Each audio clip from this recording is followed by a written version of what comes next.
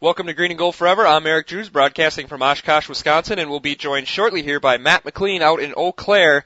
And Week 1 is in the books, and unfortunately, it did not go quite how Packers fans hoped, but perhaps how many Packers fans expected it to go, losing a tough battle at San Francisco, 34-28. There is tons to talk about stemming from this game, all of which we will discuss during this podcast. I guess there's not much more to be said to lead in than that. Matt, I'm going to bring you in here, and I guess I could start with a positive that having thought about it for, almost 24 hours now, it was a very, very good game, and I expected us to lose. You expected them to win, but you thought it would be the kind of hard-fought game that we saw yesterday. I guess what are your quick thoughts having seen the game yesterday? Right, and there's more we'll get into here about some of the things that you said on Saturday before the game that really came true, which I was kind of thinking about yesterday. It's like, man, it's almost kind of strange that it seemed like you and Jim Harbaugh had maybe the same mindset. But I mean, real quick off the bat here, I guess it is almost the exact same kind of game that I expected, minus where the 49ers offense was coming from. But, that right around that score is about what I expected. I was just hoping the Packers might have come out right on the other end, but it was so close. And I'm still undecided kind of on how I feel exactly about the game. I'm real frustrated at times when I think about it. But at the same time, you go in Week 1 into San Francisco, your starters haven't played at all in the preseason, and you come in there, and although you made a bunch of mistakes and even had some referee issues, you still come out only down 6 points against what I would say might be the best team in the NFL. So there's a lot of positives and a lot of negatives, and I don't know. I'm still kind of undecided on this game. Yeah, I'm quite torn as well, and for them to have a lead in the fourth quarter when I really was expecting the possibility that they could really get blown out of the stadium was definitely encouraging, especially as how poorly we saw them play San Francisco twice last year. On the other hand, it's still hard for me, despite how I warned on Saturday of the potential for a bad season, it's still hard for me to hear people on the radio here and nationally say, man, the Packers, they just ought to be proud of themselves for how close they came to beating the San Francisco 49ers. This core of players and coaches and front office is 2 years removed from winning the Super Bowl. They've won 26 games in the last 2 seasons. I think they're out of the business of moral victories at this point. So it's too hard for me to get too excited about that aspect of it. Right, and I don't think they should be hanging their heads high today. I mean, they expect to win every game, and it should be a disappointment when they don't. But I guess at least in the fashion that they lost, that at least we didn't get blown up by San Francisco, and if that was the case, if we had to match up with them again in the playoffs, I'd say we had zero chance against them. But they showed us that they can at least hold close and weren't completely physically dominated by this team. So I guess that's at least a positive. So if we have to match up against them again in the playoffs, I'd still probably expect a loss, but you at least think you might have a chance. Yeah, and I was going to get into that a little bit later, but I guess since you touched upon it, I can bring my thoughts upon that. And I don't know if I feel the same way. Like, I guess I'm encouraged that they were closer than they were last year, but they've lost to this team 3 times in 364 days. And people forget, because it feels like 200 years ago, the first of the 3 losses, which might have been the most decisive, had Alex Smith at quarterback. Right. They've beaten them thoroughly. Yesterday wasn't thoroughly, but they've beaten them in 3 different ways. They beat them with a tough defense that didn't let the offense get out of the gate and a mistake-free, simple offense back in last September.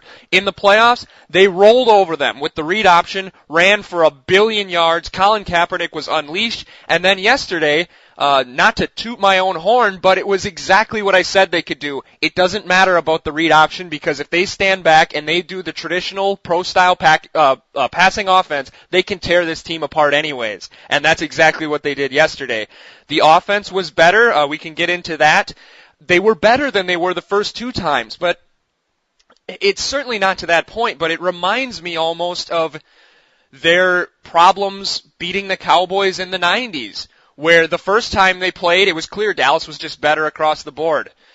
Probably for both of their matchups in 93. Then their offense gets better, and you have a new Achilles heel. You can't stop Elvin Harper, or you can't stop Michael Irvin. Then you start containing those guys, and you can't stop Emmitt Smith. It just, they have too many weapons. And if you look at the game yesterday, sorry, I'm kind of taking a lot of time here, but if you look at the game yesterday, San Francisco had 11 penalties. They gave up 2 sacks. They only rushed for 2.6 yards per carry, and you still lost.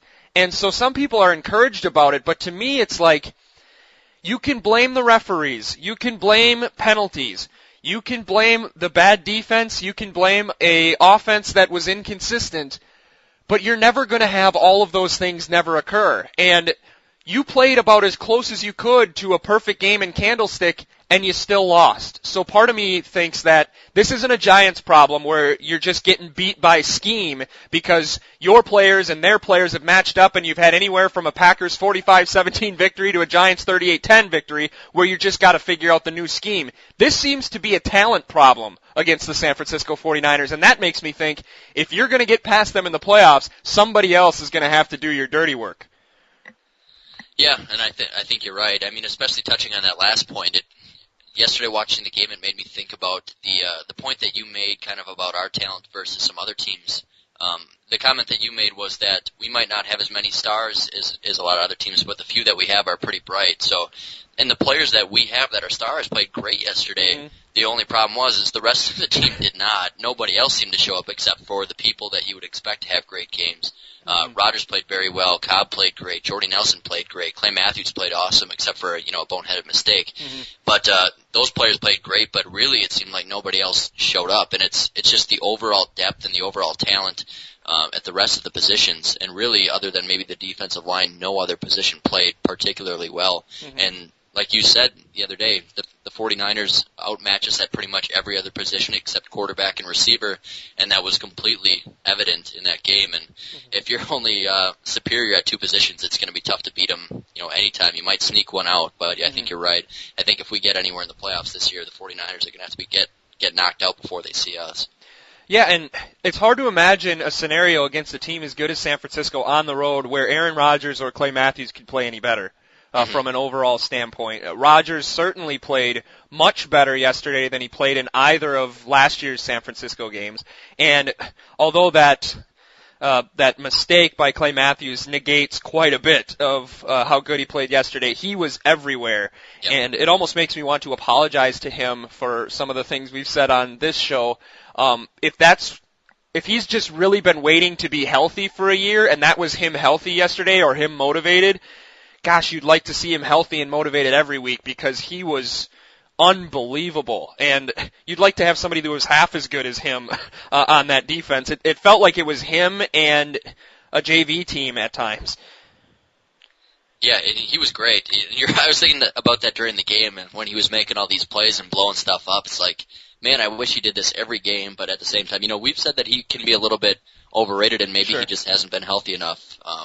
But yeah, he was every bit of what we're paying him to be right now yesterday. Mm-hmm. So just absolutely fantastic to see that. But like you said, really nobody else did anything. I can't remember any of the other linebackers making a play that was good. Yeah. He was doing this on his own too. So there was a lot of offensive focus on him, and he was still blowing stuff up. So yeah, that was definitely one big positive, that if he can keep doing this all year, he's gonna be a Defensive Player of the Year candidate.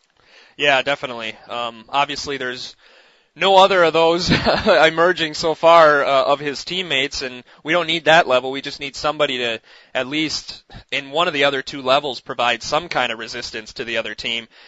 This question I'm going to pose here because the most frustrating thing about this game to me is that they obviously spent all offseason trying to figure out a new way to use the read option, and they did, or to defend the read option, and they did. They were very successful against it.